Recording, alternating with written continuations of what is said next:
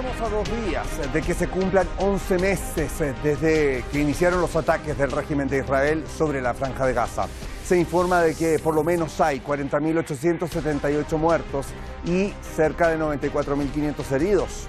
Frente a esto y ante la preocupación internacional, el movimiento de resistencia Hamas ha señalado que no ha recibido ninguna petición oficial de alto al fuego por parte del régimen sionista. Uno de los puntos de disputa más importantes es la insistencia del gabinete israelí en mantener el control del corredor Filadelfia, un paso clave en la frontera entre la Franja de Gaza e Egipto.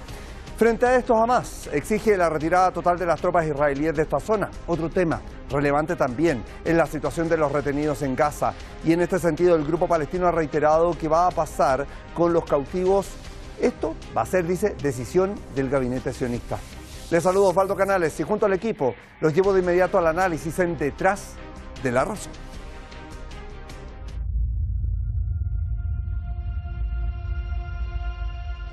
Es necesaria una presión sobre Benjamín Netanyahu y su gabinete para que acepten lo acordado meses atrás sobre un alto al fuego en la Franja de Gaza. Es la postura en la que insiste el movimiento de la resistencia palestina Hamas. Actualmente uno de los puntos de disputa más importantes es la insistencia del premier israelí en mantener el control del corredor de Filadelfia, un paso clave en la frontera entre la Franja de Gaza y Egipto.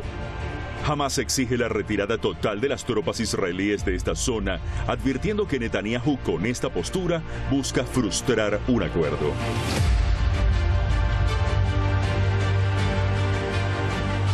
Otra cuestión relevante es la situación de los retenidos en Gaza. En este sentido, el grupo palestino reitera que lo que va a pasar con los cautivos será decidido por el gabinete sionista. مصير الأسرى الصهاينة في قطاع غزة هو بيد المجرم الحرب نتنياهو بيده وحده وهو وأركان جيشه الإرهابي من يتحملون المسؤولية الكاملة عن مقتل الأسرى الستة.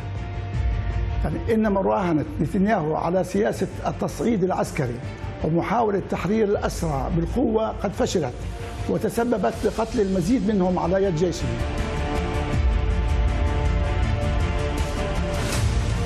El Consejo de Seguridad de la ONU celebró su segunda reunión de emergencia sobre Gaza en menos de una semana. El representante permanente adjunto de Rusia lamentó las políticas de Estados Unidos que impiden cualquier avance hacia una tregua. Соответствующий инструментарий Совета есть. Нужна лишь политическая воля и единство по этому вопросу. К сожалению, добиться его нам не позволяют наши американские коллеги, которые продолжают последовательно покрывать действия Израиля, поставлять ему оружие и, соответственно, побуждать его продолжать силовую операцию в Газе. Por su parte, el embajador palestino subrayó la necesidad de un alto el fuego urgente en el enclave costero. We need ceasefire. Ceasefire now. Everybody is saying that. Not only the Palestinians, but the millions of Israelis who are in the streets, who care about their hostages, and they're saying to their leadership, which is not listening to them, ceasefire now. Por otra parte, denunció que el régimen israelí está utilizando todos los medios para lograr sus objetivos en los territorios palestinos. Israel is showing the world its willingness and readiness to use the most despicable means to achieve its colonial aims. Disposition, displacement, devastation, destruction, death.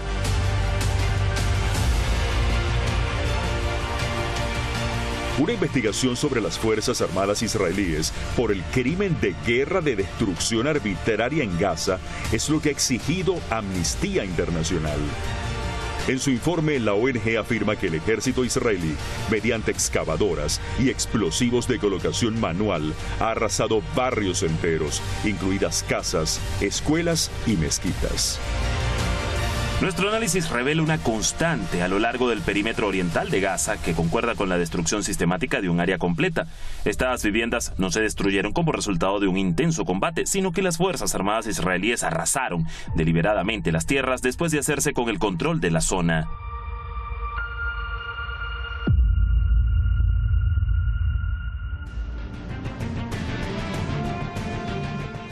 A veces las imágenes que revisamos parecen de película, pero no.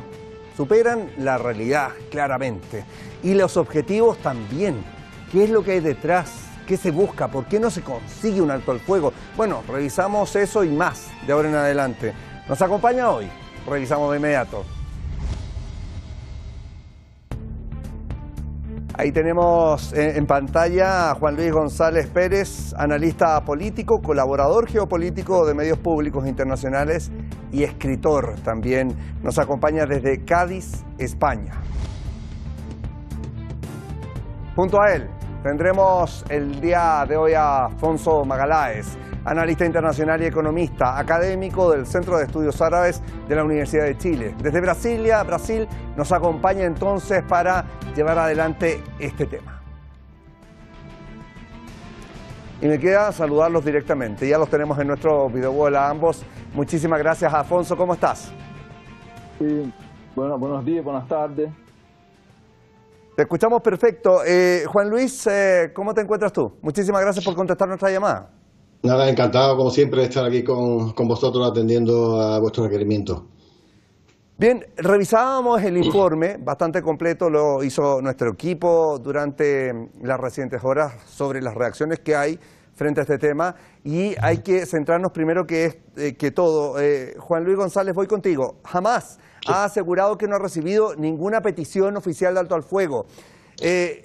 ¿Está la voluntad, te pregunto allí, del gabinete de Netanyahu de lograrlo? ¿Qué podría significar para él, por ejemplo, un cese de la agresión? Bueno, a ver, yo creo que jamás no tiene que recibir ninguna petición de alto al fuego. Lo único que tiene que recibir, y por escrito y con 7 sellos, es la aceptación sionista del plan de paz presentado en Naciones Unidas, que además cuenta no solamente cuenta con el beneplácito de prácticamente toda la comunidad internacional. Este plan se presentó al Consejo de Seguridad de Naciones Unidas, como digo, el 2 de julio y está cerrado en cuanto a contenido y cuanto a interpretaciones. Así que jamás, desde luego, no va a permitir, no va a consentir ninguna nueva condición sobrevenida sobre ese texto cerrado. Y desde luego ya no es jamás, es que Palestina no va a permitir en absoluto el aumento de la ocupación, tanto en el corredor de Filadelfia como en el eje de Netzarim. Las condiciones son absolutamente clarísimas. La paralización es evidente del genocidio, que sería la primera y definitiva. No van a soltar a los presos para que mañana vuelvan a empezar la guerra de nuevo. Eso es evidente. También la retirada total de todas las tropas.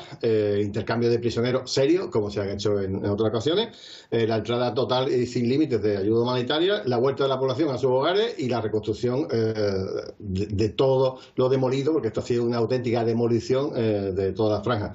Y desde luego lo que le sucede a Netanyahu es que si hay un acuerdo de paz, si hay un cese de la agresión, Netanyahu va a ir a la cárcel en un plazo muy corto de tiempo, fundamentalmente por corrupción, pero desde luego el futuro que le espera fuera ya de tener esos cargos de primer ministro, etcétera, pues va a ser muy complicado porque, entre otras cosas, es muy probable que sea requerido dentro de pocos días, esperemos, como criminal de guerra y como genocida. Así que Netanyahu necesita una guerra eterna para subsistir y a eso está jugando, no es otra cosa.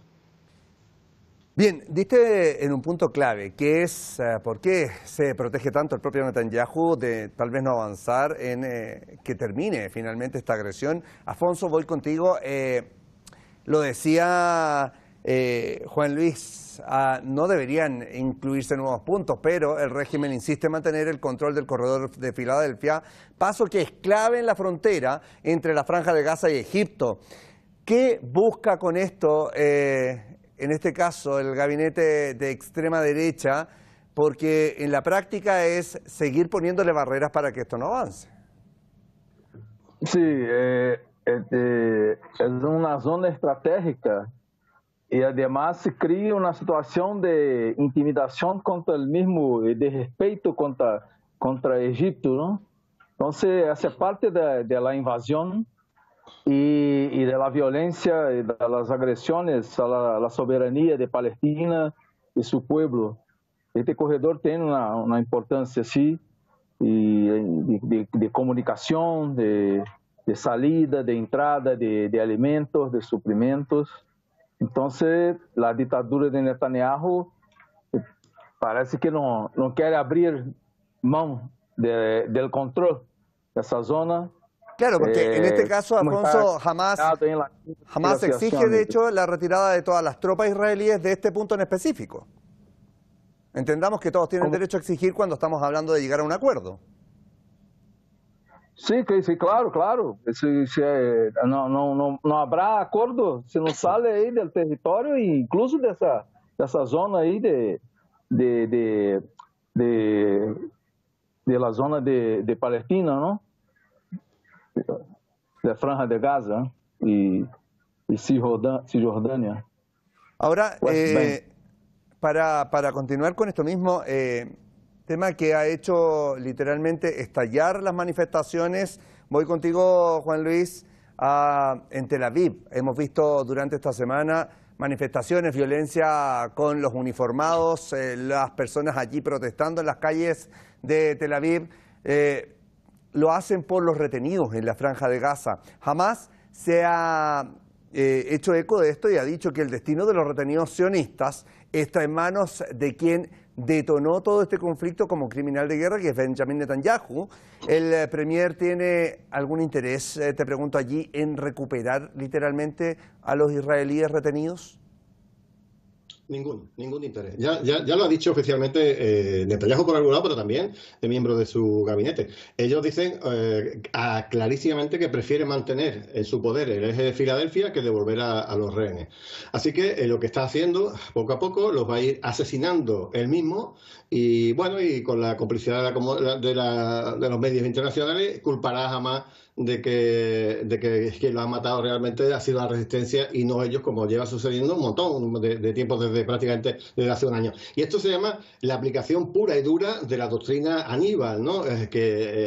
Para decirlo a las claras, prefiero antes a mis ciudadanos muertos que presos. Y si no los mata a alguien, lo mato yo, que es lo que han ido haciendo. Eso lo ha reconocido, yo qué sé, pues hasta el hijo de Netanyahu, ¿no? Oficialmente, que prefería una doctrina Aníbal para que no tuviera ningún preso, aunque hubiera que haberlos matado, como así sucedió en tantos sitios, ¿no? Porque prácticamente una inmensa mayoría de los muertos que hubo el 7 de octubre los provocó la aplicación de la doctrina Aníbal, tanto por tierra como fundamentalmente por aire, ¿no? Así que, bueno, pues Netanyahu no tiene ningún interés, como decía antes, lo que tiene es un interés, mantener una guerra eterna en Oriente Medio y, sobre todo, para no verse muy debilitado, lo que quiere es meter a Estados Unidos en ella, y por eso lo que está haciendo continuamente es provocar a Irán para que entre en esa guerra y así obligar a Estados Unidos a participar y pues ya tener la defensa del hegemón del imperio, que para eso tiene pues prácticamente un tercio de su flota frente a las aguas de Irán o en Oriente Medio, y está intentando por cualquier medio implicar a Estados Unidos para que ellos no tengan que hacer pues todo el desgaste que llevan haciendo en este momento, porque los tienen absolutamente agotados, como está clarísimo y como está mediando todo el mundo. Juan Luis, un tema también que va con el tema de los retenidos tiene que ver con lo que salió publicado en los distintos medios de comunicación, que es lo que siempre hablamos, la lectura que se le da a las cosas de acuerdo a de dónde se emite la información. Respecto de los 6 retenidos que aparecieron, los cuerpos que aparecieron en los túneles, se dio todo un itinerario de la vida de cada uno. Estamos hablando que son vidas humanas, no estoy demonizando a ninguno de ellos, pero lo que se hizo con estos 6 cuerpos que aparecieron de los israelíes no se ha hecho con los casi 41.000 muertos en la Franja de Gaza. ¿Qué hay allí? Te lo pregunto muy breve para pasar a lo siguiente con los medios de comunicación respecto a este tipo de cosas que son bastante sensibles. Evidentemente hay una resolución de Naciones Unidas que lo resume todo. Sionismo es igual a racismo, y los medios de comunicación están controlados por los sionistas, y evidentemente pues la muerte de una persona de Israel, que normalmente, bueno, de Israel o con doble nacionalidad de un montón de países del mundo, porque aquello no es un país, eso es un invento, vale más que cualquier palestino, cualquier centenar de palestinos o palestinas asesinados por el ejército ejército sionista.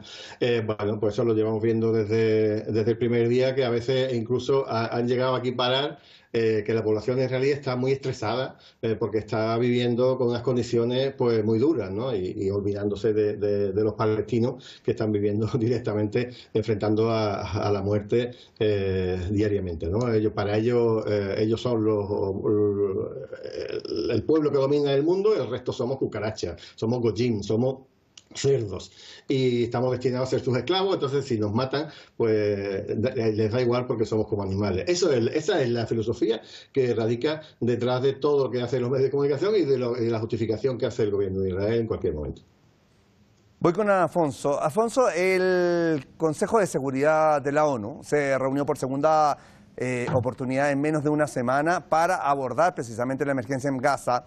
Allí el embajador palestino ha subrayado la necesidad de un alto al fuego urgente, ha dicho, en el enclave costero, y quiero preguntarte qué representa esta instancia para Netanyahu, que sigue teniendo, hay que decirlo de vez en cuando, el apoyo estadounidense, y que ha dicho que obviamente esto se tiene que dirimir, pero Estados Unidos tiene el poder de veto en Naciones Unidas, por lo tanto las decisiones que allí se tomen, bueno, ya hemos visto lo que ha pasado en los recientes meses cuando se intenta dar un paso a favor de Palestina. ¿Qué pasa en este caso con esta segunda reunión en menos de una semana? Sí, lo que pasa es que, bueno, Netanyahu está aislado mundialmente, ¿no? Y está colgado en el apoyo de Estados Unidos.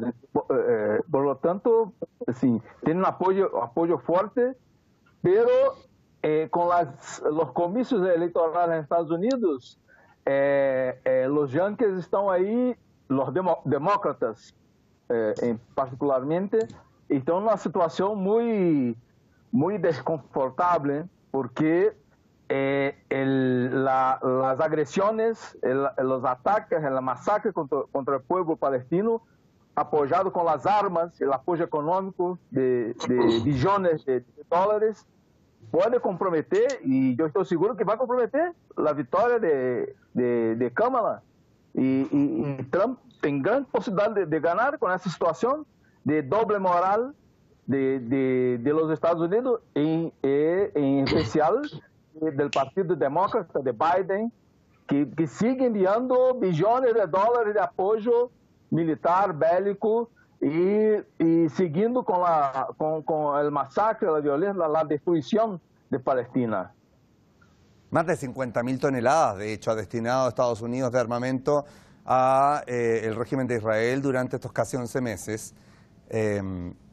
Más de 40.000 muertos allí en la Franja de Gaza, por lo tanto uno puede equiparar y decir 1.000 toneladas por muerto es unas cifras que cuesta analizar cuando hablamos de las cantidades que se invierten en la guerra, ¿no?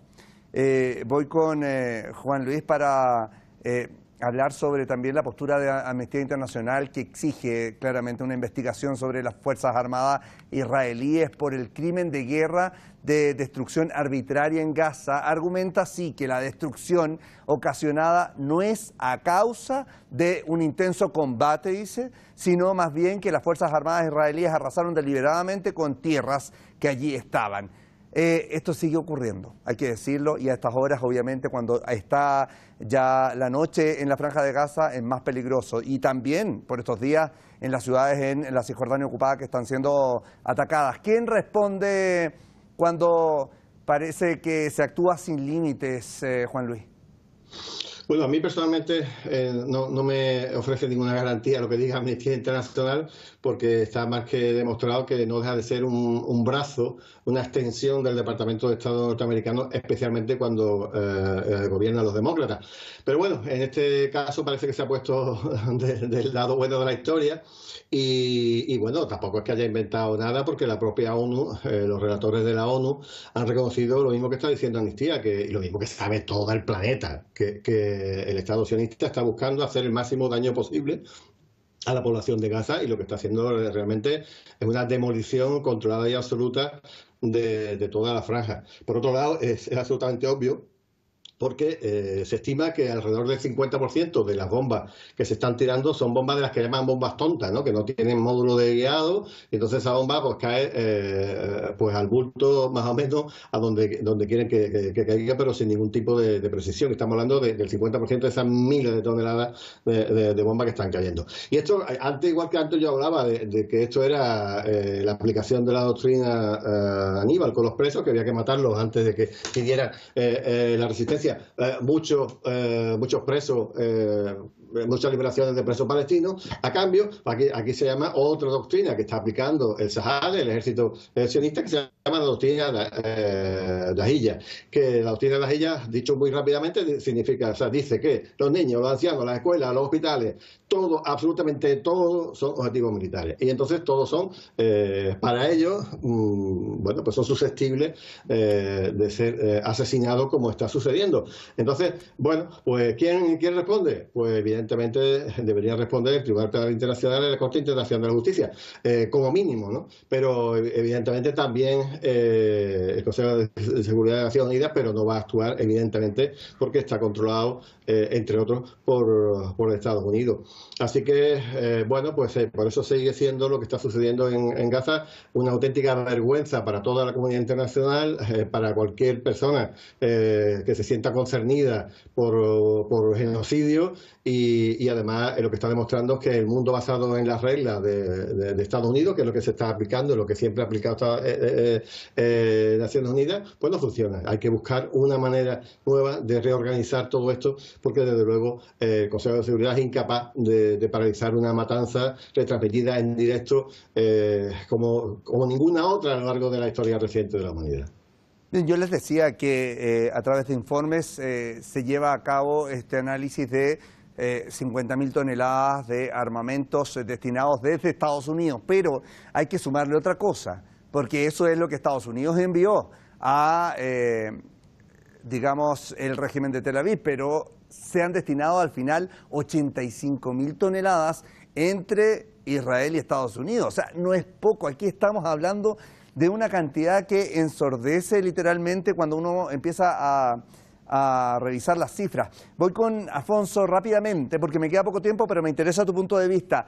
¿Puede el régimen de Israel, Afonso, mantener varios frentes al mismo tiempo? Me refiero a los ataques que ya cumplen casi 11 meses en la Franja de Gaza, pero hemos visto obviamente en la última semana lo que está ocurriendo en Cisjordania ocupada. Hablo de las ciudades de Jenin, Tulkarem, Tubas y Nablus. Y obviamente no hay que olvidar también el frente del Líbano, que obviamente ahí le perjudica.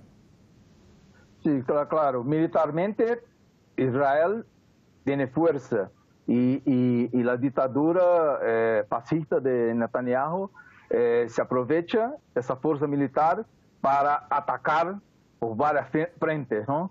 Pero políticamente está se debilitando cada vez más, incluso en el front interno, con esta huelga general que hubo esta semana en Israel, muchas manifestaciones, está fragilizando cada vez más el régimen de Netanyahu. Por lo tanto, existe una posibilidad, sim, de una derrota, incluso de un golpe de Estado interno contra Netanyahu, que va a favorecer a las fuerzas políticas palestinas, incluso acelerar los acuerdos de paz. Y además, lo que está ocurriendo dentro de Estados Unidos, que el principal soporte, apoyo de Israel con los comicios electorales y todo el problema, las contradicciones que genera la situación en Palestina, con el masacre contra el pueblo palestino, con el presupuesto de los Estados Unidos, el apoyo militar y económico de los yanquis. Bien, nos quedamos con eso. Mañana vamos a estar también sobre este tema, analizándolo en profundidad, pero antes que todo, en nombre de todo el equipo de Detrás de la Razón, quiero agradecerles por estar junto a nosotros, a Afonso Magalhães, analista internacional desde Brasilia, y a Juan Luis González Pérez, analista también internacional y político desde Cádiz, a ambos. Un fuerte abrazo y muchísimas gracias. Bien, teníamos allí a nuestros acompañantes en esta jornada, pero yo les decía, mañana nos concentramos en las palabras del líder del movimiento de Ansarullah de Yemen, Seyed Abdul Malik Badreddin al-Houthi, que denunció el genocidio del pueblo palestino en Gaza y prometió que las fuerzas yemeníes seguirán con sus ataques contra Israel y sus aliados hasta que cese finalmente la agresión israelí en Gaza. Señaló que el conflicto que afecta literalmente a los palestinos ha agitado la conciencia humana de los países, incluso no musulmanes, mientras algunos países árabes miran este genocidio con cierta indiferencia. Ya hablaremos de eso mañana. En nombre del equipo, gracias por acompañarnos. Siga usted junto a Hispan TV. Buenas noches.